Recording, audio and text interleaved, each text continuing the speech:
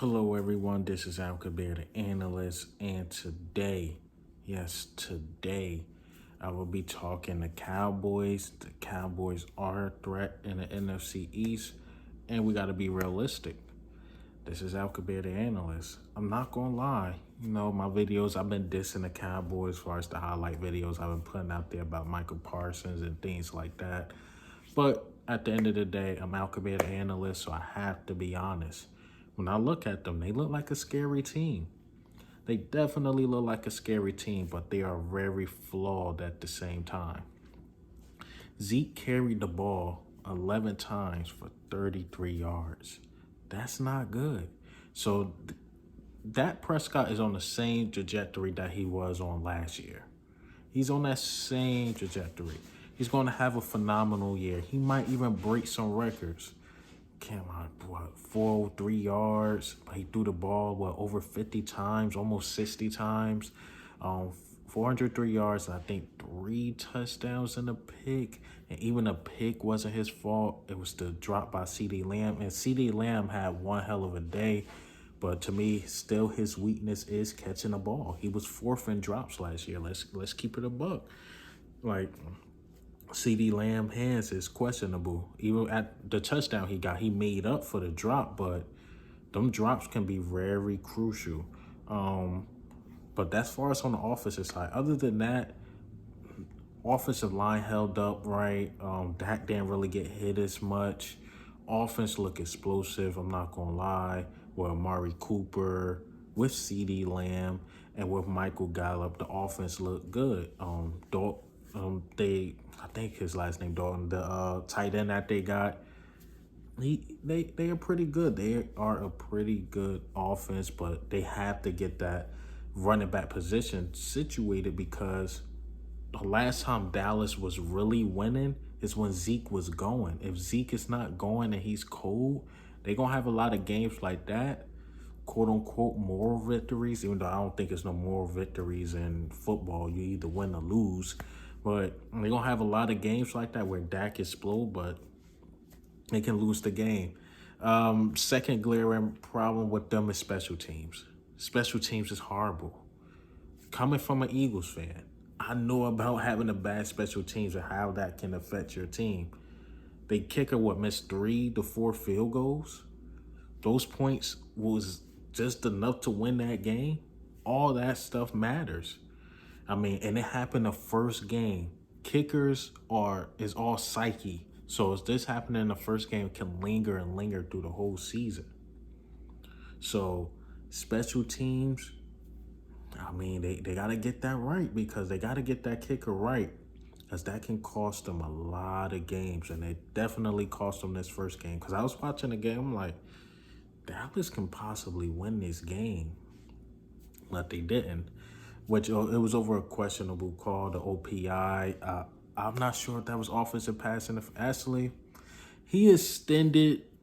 Refs are calling that 80% of the time. I'm not going to lie. And I'm an Eagles fan and I hate the Cowboys, but refs are calling that 80% of the time because my team was playing and some BS happened like that, I would be pissed. But even with the Tampa Bay Buccaneers, even though there's not a video about them, they are definitely flawed as well. But it was week 1. But the play calling from both teams was pass heavy. I can see Dallas going pass heavy almost the whole year because that was the trajectory they was doing last year. They was not winning many games, but Dak Prescott was balling. But that defense, the pass defense, it's not good. They pass defense is not good. Y'all tried to sell me on Diggs and all these guys. The pass defense is not good with the linebackers, with the cornerbacks. The pass rush wasn't that good either. Really couldn't get Tom Brady down. And that's not good. I would be worried if I was a Cowboys fan about that pass defense, about the defense in general, and the rush defense. They had Michael Parsons, which was his weakness, looking silly out there. They had him looking silly. They had the cornerbacks looking silly. AB, who people was telling me, he's washed. He ain't that good no more. He went over 100 yards in the first half. And a touchdown in the first half. He balled out of his mind. So that's a weakness, man. And a team like the Giants, a team like the Eagles, who's getting a wide receiver situation clear, is looking better and better. Our wide receiver situation. Then Washington, who has some wide receivers. Dallas can get cooked. So what Dallas will have to do is, it's a lot of teams they're gonna have to outscore because that defense is not as good. It's not as good. You're like, yeah, they got 2 picks, this amount of turnovers, but the 2 picks was like off of drops. Second, yeah, the Tampa Bay Buccaneers were just cooking them. Like the fumbles, the Tampa Bay Buccaneers was almost lost that game because of them. Not because the Dallas Cowboys defense was so dominant. It's because of them. You gotta hold on to the ball. You gotta hold on to the ball. You can't fumble at the goal line. With Leonard Fournette, you can't drop that pass. It hit you right in the hands. Came off your hands and it was picked off. That's the same thing I said about CD Lamb. But all that being said, Dallas is still dangerous because when you look at my team, the Eagles, can we outscore Dallas 2 times? Maybe. Everything is so new. I'm not sure. Can we outscore Dallas? Do we have the cornerbacks to stick with their wide receivers? We will see. Because I believe in Slay.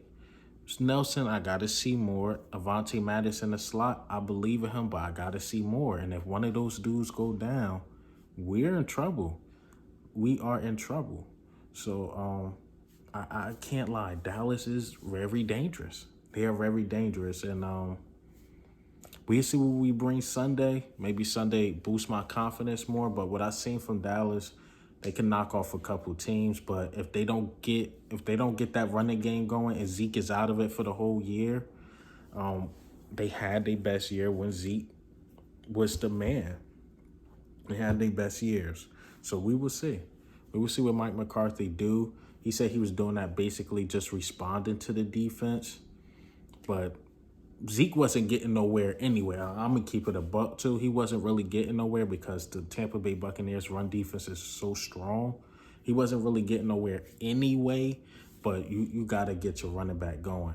He can't carry the ball 11 times. I think Tony Pollard had it about 6, 7 times, probably even less than that. Could be totally wrong, but Dallas is scary, can't lie. But what do you think and how do you feel about Dallas? Is they something to be worried about or nah? But once again, they was going against the Super Bowl defending champs who brought back everybody, and they competed like that. But this is Al Kabir, the analyst. Ghost.